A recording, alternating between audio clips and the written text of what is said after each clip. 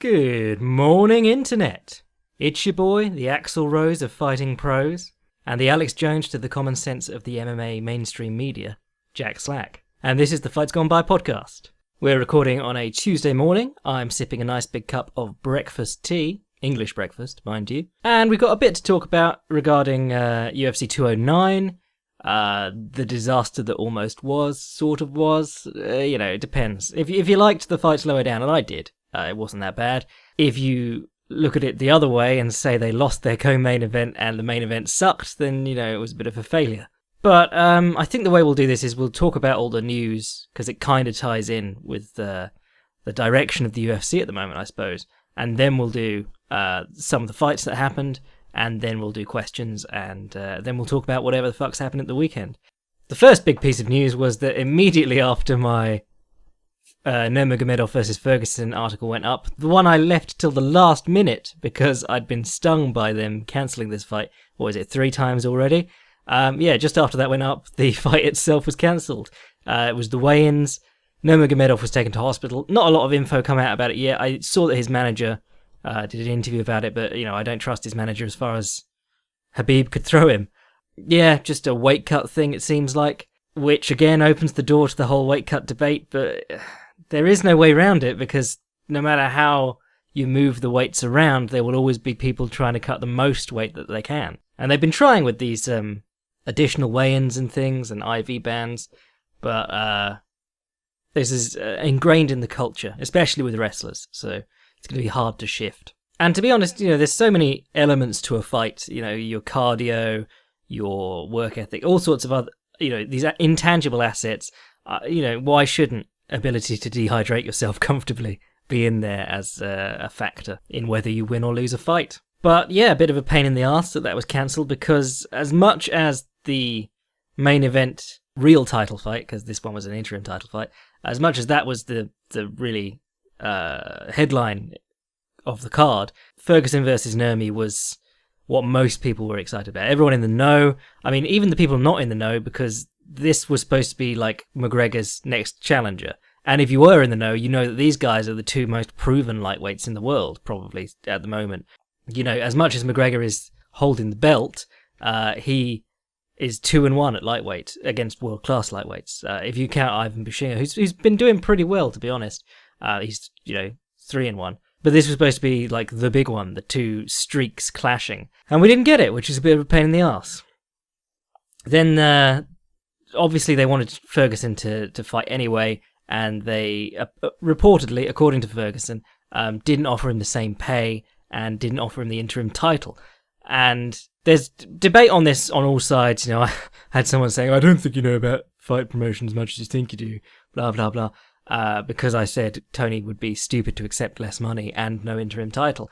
The UFC, I feel they were quite short-sighted in this one, because if you put Michael Johnson in, and Michael Johnson was the main contender to be going in for this fight at the last minute, if he wins, you set up that rematch with Nate Diaz, or there's all sorts of other things you can do because of that big Nate Diaz win that Nate Diaz got over him. And there was already the rivalry between Ferguson and Johnson because of their previous fight, Johnson being the last man to beat Ferguson, which is a great thing to sell even at short notice. But I feel like the UFC failed here because not only does the card get significantly weaker and they lose a lot of buys from people who were interested, not only from the hardcores, but also from the Conor McGregor perspective, because the Conor McGregor thing is overshadowing everything now. But that was the most important thing. This fight would have been to build up McGregor's next contender.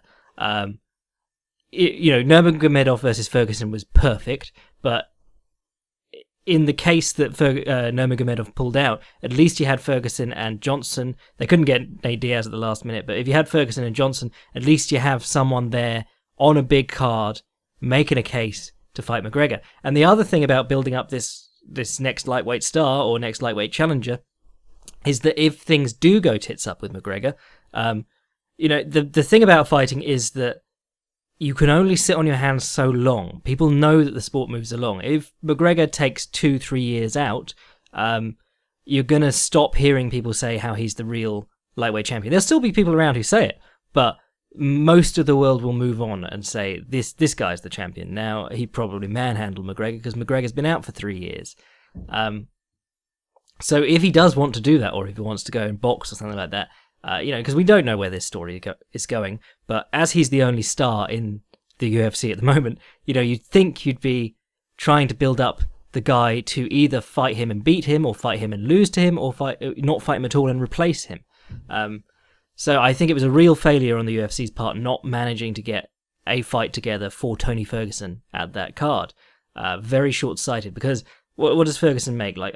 On the RDA fight, I think he made 180k. They'll recoup that from a couple of thousand pay-per-view buys. Well, not really a couple of thousand, but it's not going to be that many to recoup that money. And it's an investment in the future. And I feel like, and we're going to get onto this now, actually, this is a very short-sighted move by the UFC. And I think they're doing a lot more of this because of the pressure of the, $1.8 billion loan they took out.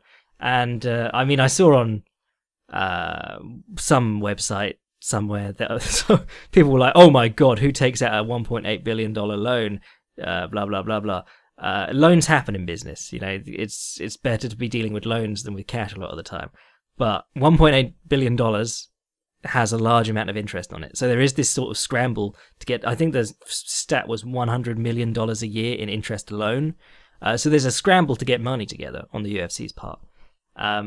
Which is why we have this bizarre situation where they've booked Bisping versus George St. Pierre.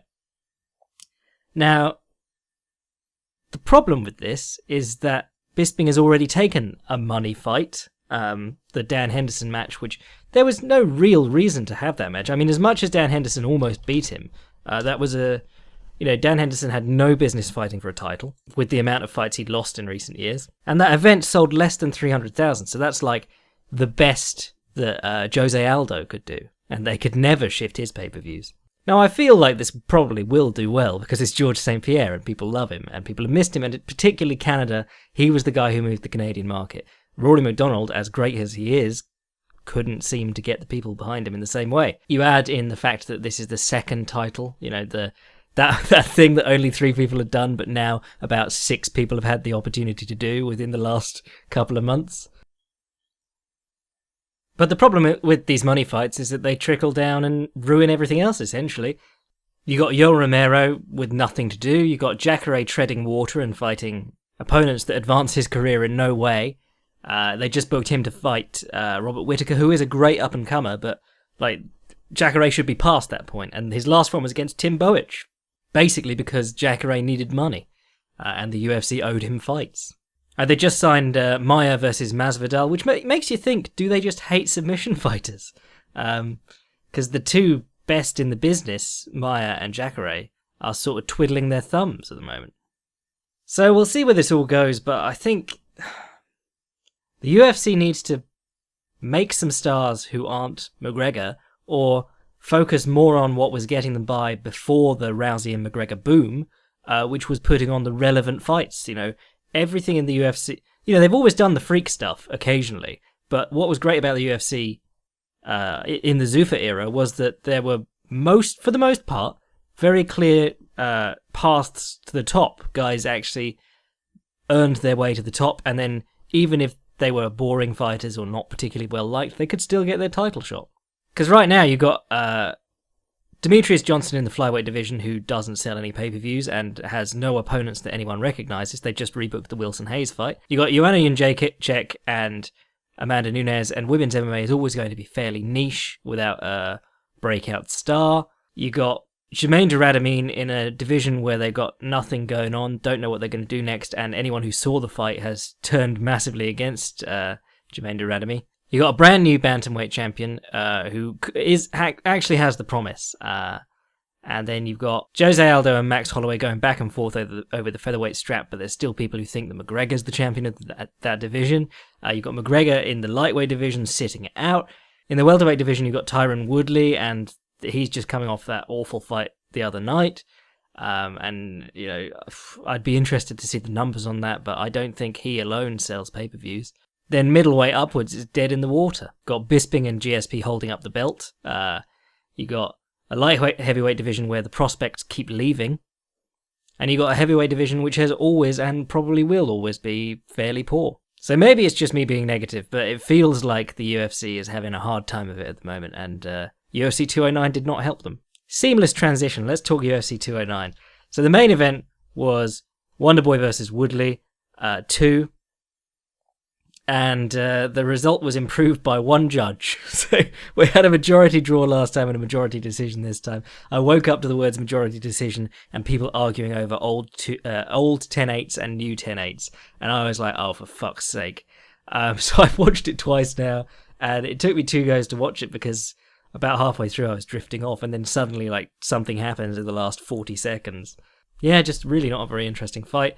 Woodley did that weird thing where he sits along the fence again, and it seemed like his corner didn't want him to do it at all. Wonderboy. This is the interesting thing. Someone brought this up to me the other day. You know, people have this thing where they're like, but Wonderboy's a better striker than Rory, and Rory outstruck Woodley. And you're saying, no, they do different things.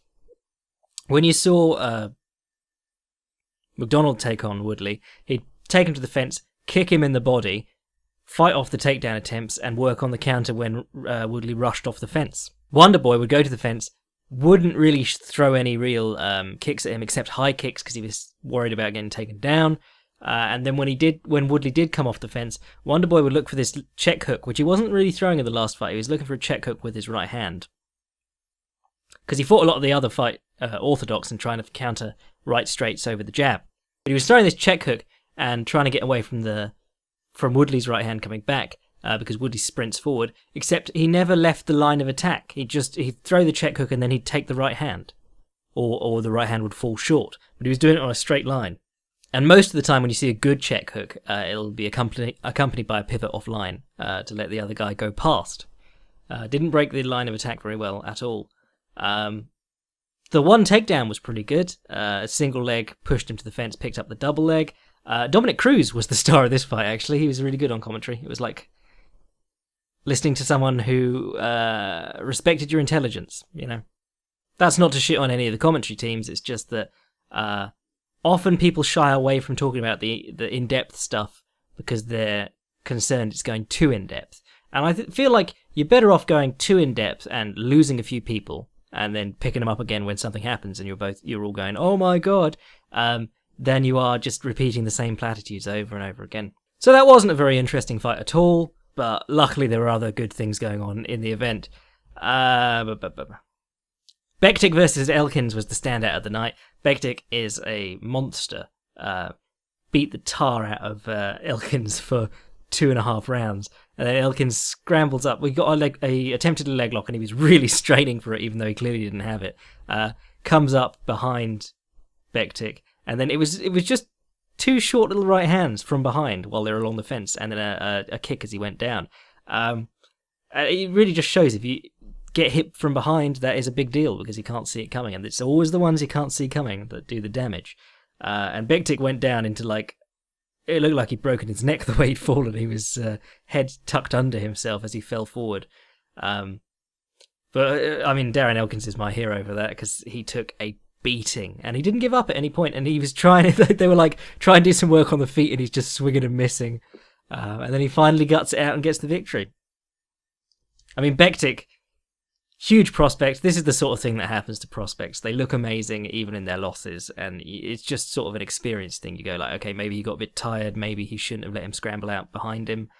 Take it back to the drawing board, tune up a few things, and he'll be great. But Elkins just, brilliant stuff. Don't want to see him take a beating like that again, though. Overeem versus Hunt was a really good fight. Overeem using just a multitude of tools. You know, we've been calling him a Conoreem lately because he's been very measured and working on the outside and jogging in circles and things. But he did a lot more work this time, I felt. He was a lot busier and he used a lot more weapons. And what he did was he stayed all the way in, all the way out. So he was pounding in the front kicks. He used to pound in the left round kick a lot, but he's found, now that he's discovered front snap kicks, he does a lot better work with those. And then when Hunt wanted to step in, Overeem would step in with him and meet him in the clinch and try and knee him. What you saw was that there was one zone where Hunt was dangerous, where he could get his hands off, and every other area was Overeem's area. You know, he just had to avoid that one area where he'd eat those hard punches. And of course, the more work he did to the body and the more Hunt had to follow and chase, the slower Hunt got, because he's very, very quick at closing the distance in the early going. If you watch those like leaping left hook to right straights against Verdum or people like that, very good at closing the distance early on. Not so great if the fight goes a little bit longer and he's been taking some punishment to the body. Lovely work in the clinch along the fence. Mark Goddard was very on the trigger. He was saying like, keep working guys, keep working or I'll break you. And I was like, this is the busiest I've seen any two heavyweights in the clinch. You know, Hunt's landing the short uppercuts and circling out and landing the elbows, like that McGregor-Diaz performance. Really nice technique because you can swim it straight under into the underhook. And Overeem, of course, was blasting the body with knees. A couple of nice cross counters from Overeem, but it was a knee to the head, a standing knee to the head along the fence that did the damage. Got the victory in the third round. Really liked Hunt's elbows whenever Overeem was trying to close the distance, actually. Those were nice, because the only other times that we've really seen Hunt use elbows were like the Bigfoot fight after he'd already broken his hand. And he was kicking, like right from the get-go in this fight too.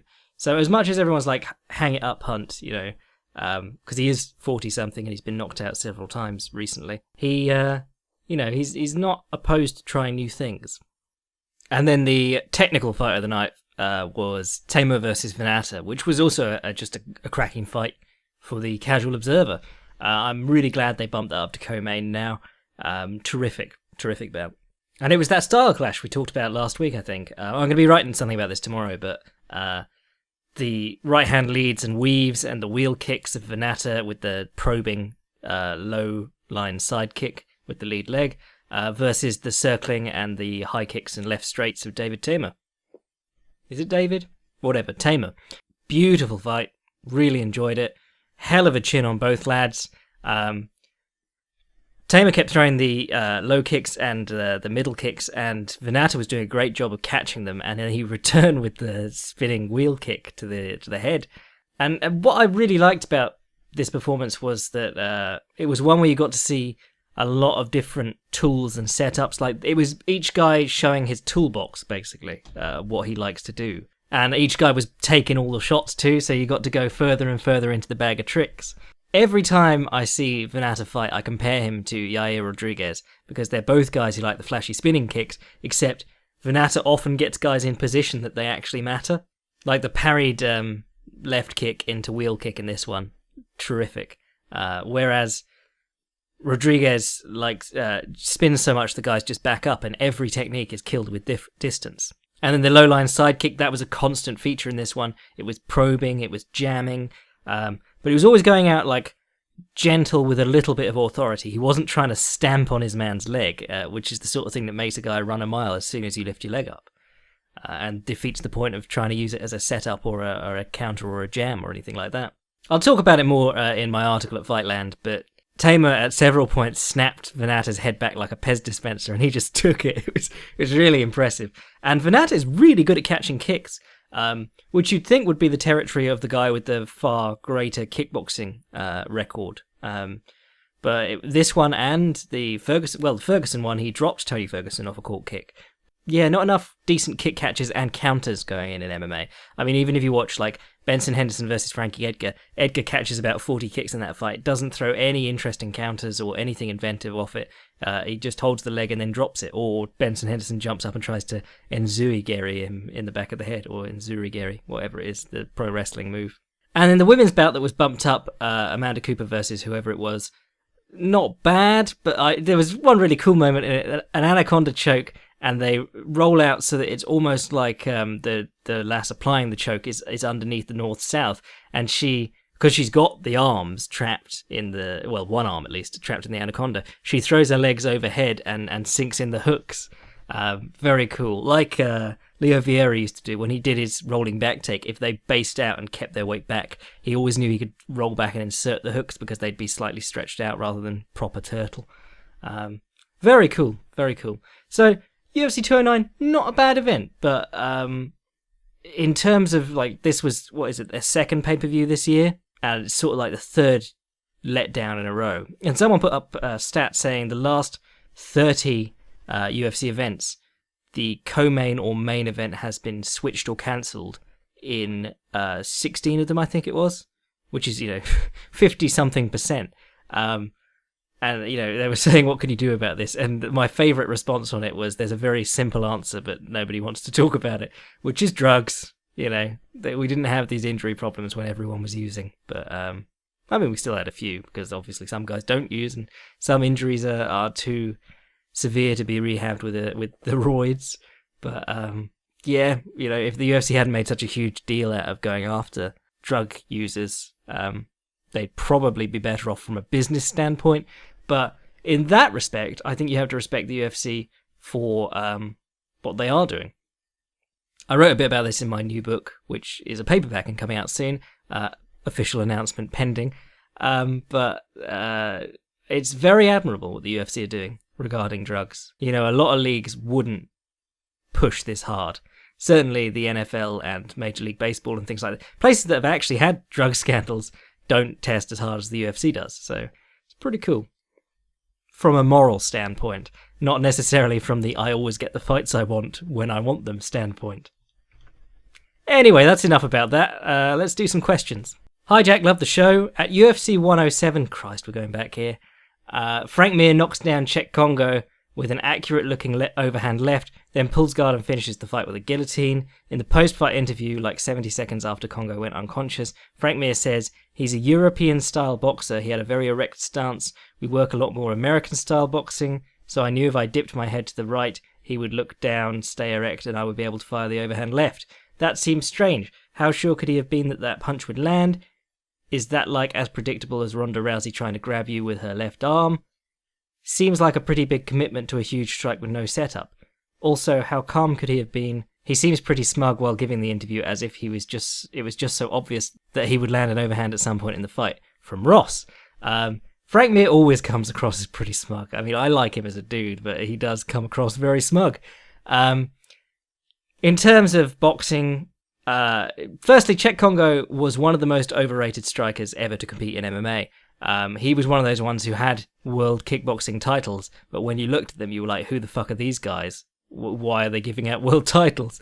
And then if you watch his kickboxing career, Congo's kickboxing career is the double collar tie and knees, and long low kicks. That's why he never really got very far. If he could kick comfortably in MMA, he'd probably have done better. But regarding like upright style, you know, traditionally the European style is much more upright. The English style is much more upright, but I doubt Czech Congo was in a boxing gym learning the traditional upright style, bouncing in and out.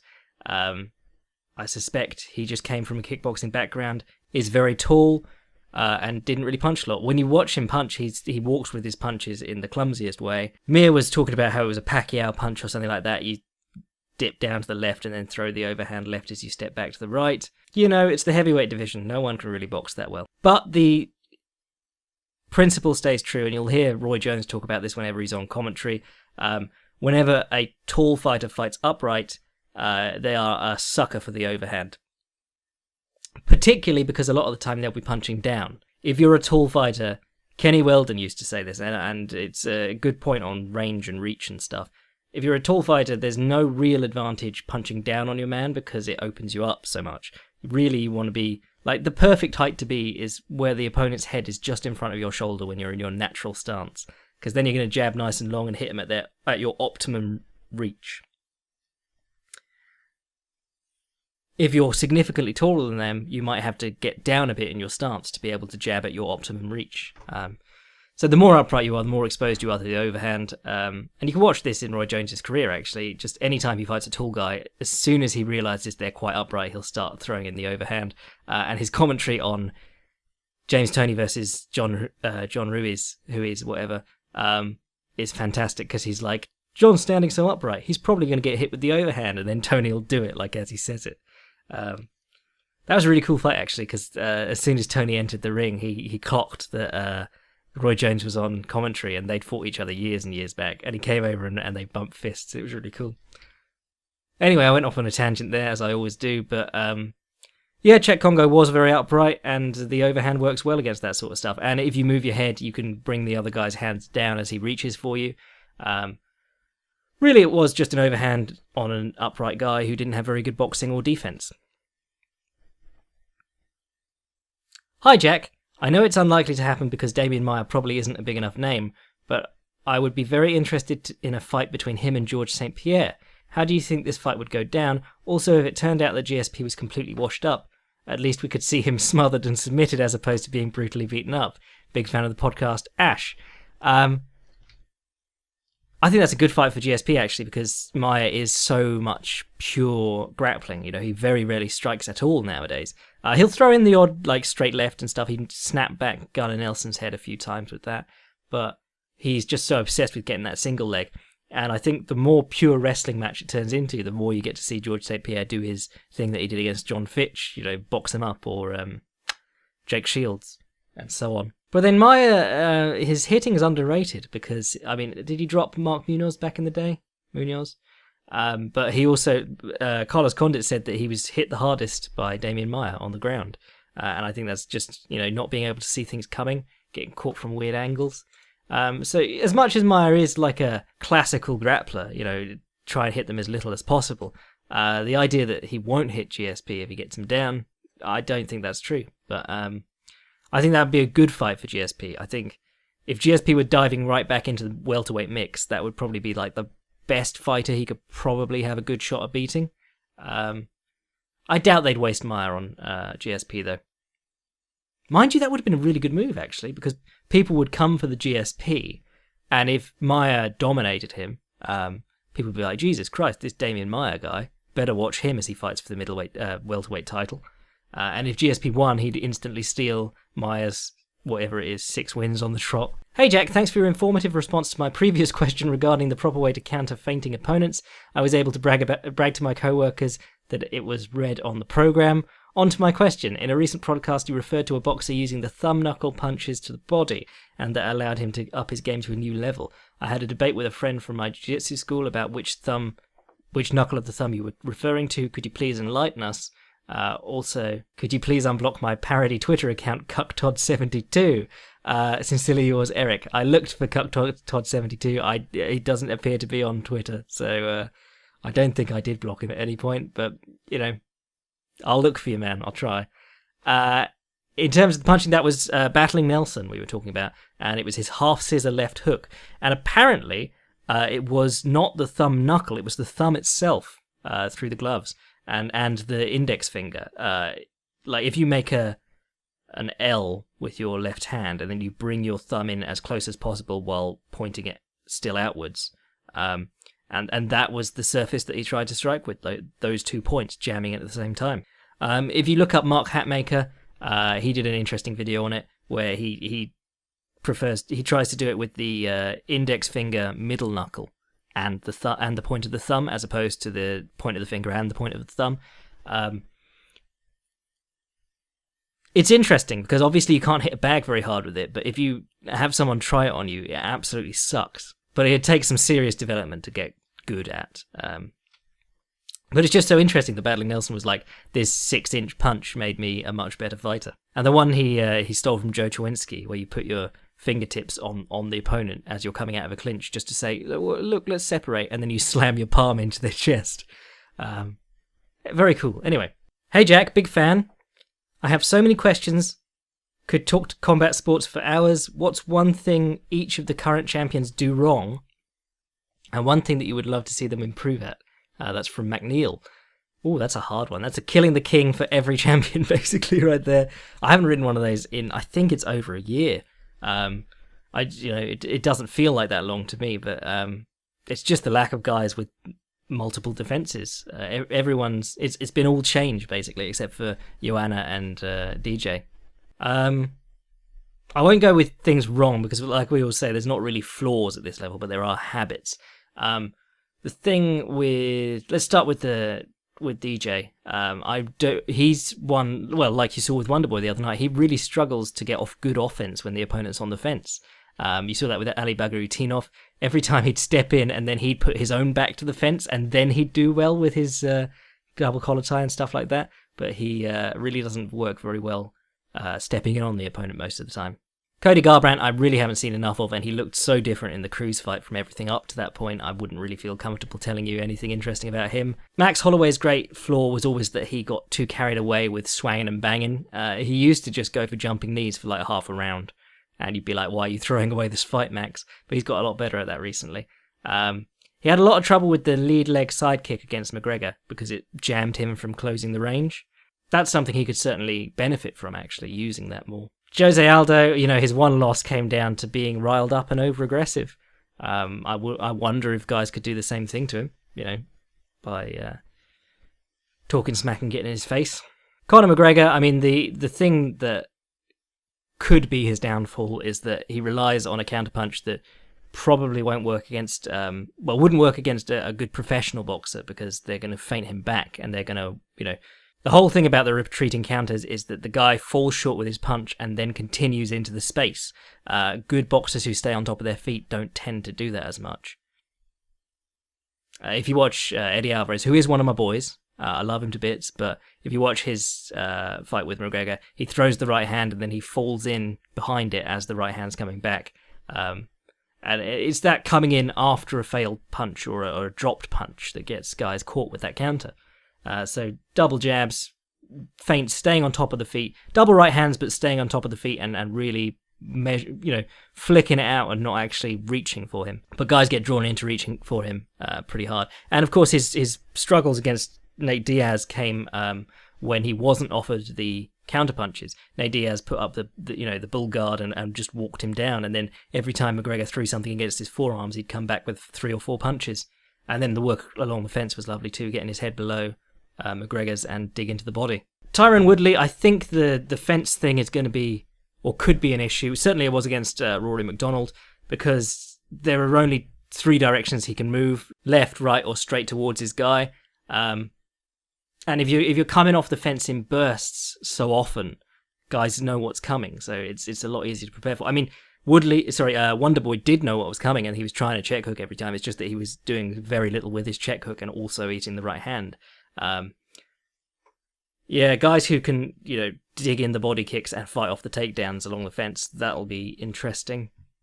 Actually, it'd be interesting because Maia gets a lot of his takedowns off the fence. He gets a lot off the single, but he also does a lot of stuff where he takes the back along the fence. So it'd be interesting to see what he could do against Woodley. Michael Bisping, let's worry about that when he fights a ranked middleweight. And I certainly wouldn't want to commit fistic treason against his fistic majesty. Daniel Cormier, the problem that he had against John Jones was the low-line side kicks and the body kicks, straight work to the body too. It was range and being jammed, straight techniques as he stepped in to the body, chest, legs, things that he can't move out of the way and then clinch off of. He really struggled with that. And then Jones did beat him in the clinch too, which is also, a bit of a problem. But I think the straight hitting and bringing him towards you and jamming him with the low kicks and things like that, the low linear kicks, certainly a better idea than just going after him and swinging, because at any point he can just move his head and get in on the hips or the clinch. And then Stipe Miocic, basic being a heavyweight, takes a lot of shots. The one that worries me a lot with him is that his lovely counter right hand, inside parry or inside slip, and right hand down the inside of the opponent's jab or following their jab back to their chin. It can leave him exposed with the right hand on his, because he occupies his left hand doing it. So a guy with a lot of feints could cause him trouble. A guy like Junior Dos Santos, a guy who jabs the body a lot, so it's going to be harder to parry that jab out of the way and counter. But then the body jab does open up the right straight counter, so it gets complicated. But certainly that the Junior Dos Santos rematch is a lot more interesting than I originally thought. When I heard it, I was like, oh, same shit, different day. But now I'm thinking, oh, actually, that could be fun. Bit of a rushed rundown, but those are the sort of things that I'd like to see improved, or certainly a habit that could turn into an exploitable habit for those fighters. Certainly, if you're a world champion in the UFC, it's you're not really going to have any glaring holes or anything like that. Anyway, cheers, McNeil. So let's have a quick look at what we got going on this weekend. Man, this card's good. Yeah, we got some good ones on this one. Got Rani Yahya versus Joe Soto opening the undercard. Yahya has the most sweeps in UFC history. So it might be MMA history. I mean, the guy sweeps a lot of guys, which is really interesting because you don't see a lot of sweeps in MMA. And then Joe Soto, tough dude. 17-5, so he's had his fair share of losses, but he had really impressive performances against Joe Warren. Looked decent last minute against TJ Dillashaw. Good fighter, looking forward to that one. What else is interesting on here? Joshua De Silva versus Ray Borg. Betch Correa versus Marion Renault. Interesting for the weigh-in, at least. Josh Berkman's back. Did you see the? I don't know if you've all seen this, but he was interviewed about a steroid bust at his gym, like the gym he works out at, rather than his MMA gym. It was just interviewed on the morning news, and it was really weird. And he's got that gnome beard, so he was really recognisable. They were like, "This is Josh from wherever he's from," and you instantly thought, "Oh, I know who USADA's testing next." Tim Means versus Alex Oliveira. Oh, that's a good fight. Tim Means versus Alex Oliveira. Alex Oliveira, I think his last fight was that one against Will Brooks. Felt really bad for Will Brooks in that one. You know, Alex Oliveira missed weight by 80 pounds? He missed weight by a long way, and then Will Brooks broke his rib or something like that and fought half the fight with a broken rib. They had the no contest in the previous fight with Tim Means, which was a knee to the head of the grounded fighter. And that was at 207. No wonder I don't remember that, because 207 was meh. Then you got Trinaldo versus Kevin Lee. Kevin Lee, one of my boys. Trinaldo, also sort of one of my boys. That's a weird one, because it seems like they just want to knock off Trinaldo. I mean, Kevin Lee is a tough, upcoming guy, but you would think that Francisco Trinaldo, with, a 7-fight win streak or something like that? Yeah, 7-fight win streak, stopped Paul Felder in his last one. That is a strange fight to put him in. I mean, that's great for Kevin Lee, because if he beats Trinaldo, he can just hijack that momentum. But that seems to me like the UFC just don't want Trinaldo anywhere near a title. Because a 7-fight win streak over good guys like Yancy Medeiros, Ross Pearson, Norman Park, Leandro Silva, Paul Felder, solid guys. You're not going to see a streak like that very often in the lightweight division, with it being so competitive. But he is 38, so they probably don't want him anywhere near the title. Also, nobody really knows who he is except the hardcores who love him. Yeah, I'll be looking forward to that one. That sounds like a great fight. And then, Shogun versus Gian Villante. Everyone goes on about Gian Villante as like the next big prospect, and how amazing his body kicks and stuff are, but he's been in several of the most boring fights I've ever seen, and he's also one of the very few people that Fabio Maldonado beat in the UFC. Got knocked out by Tom Lawler. Filthy Tom, unfortunately, just got a 2-year suspension for a USADA violation, but he was trying his hand at pro wrestling, and he looked pretty good in that, actually.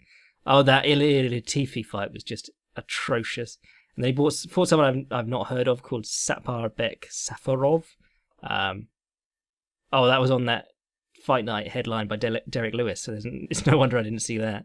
But yeah, you don't really want to see Shogun fighting anymore, so that's one where Villante should win, but this is in Brazil, so if Shogun does win, that's a huge deal to the local crowd.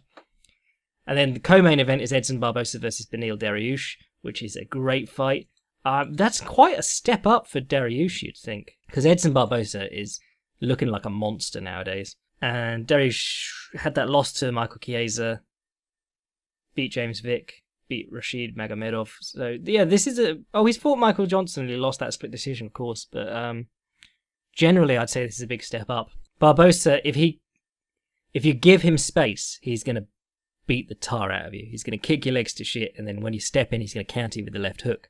But if you crowd him like Tony Ferguson did, that works very well. Doesn't always have the sturdiest chin. And Dariush is a guy who's not going to be scared. He's one of Cordero's boys, so he's going to be aggressive, and he's got that brilliant, I think is he a southpaw? But he's got that brilliant body kick that he just beats people up with. Could have ourselves a good old-fashioned kickoff here. And then main event, you've got Belfort versus Gastelum. This could be one of those main events that goes tits up in front of a Brazilian crowd, like Shogun versus OSP, where it went like 13 seconds or something. Oh no, it was probably shorter than that, but Shogun got decked immediately, and the whole crowd just went silent and left. Like their audience was cleared out by the time they were interviewing OSP afterwards.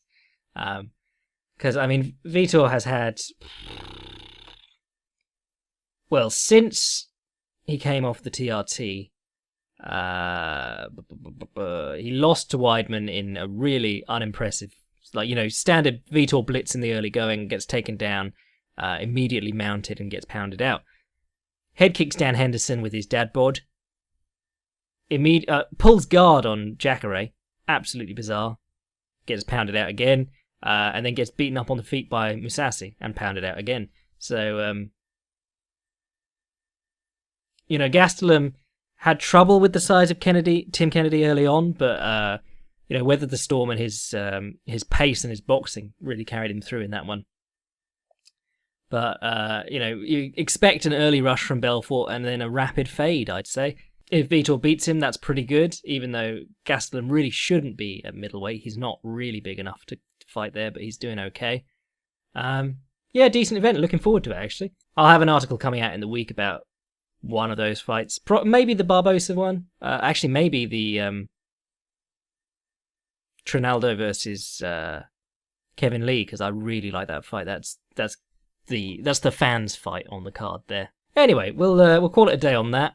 Something I forgot to mention earlier on is that Khabib Nurmagomedov has put himself in the strangest of spaces, because he's one of the most impressive talents to come through MMA, maybe ever. He's not a good striker, but he's so good in the clinch and on the ground that he's, you watch him as a fight fan who's seen it all, and you're almost in disbelief at some of the stuff he does. Except he's just so damn unmarketable. I mean, he can smack talk, he speaks English quite well, but he pulls out of fights maybe 30-50% of the time, whether it be injuries or weight cuts. And then the additional thing is that he's a devout Muslim and observes Ramadan, and he can't train effectively during Ramadan, so he can't fight during Ramadan either. So there's a portion of the year where he can't actually have a fight.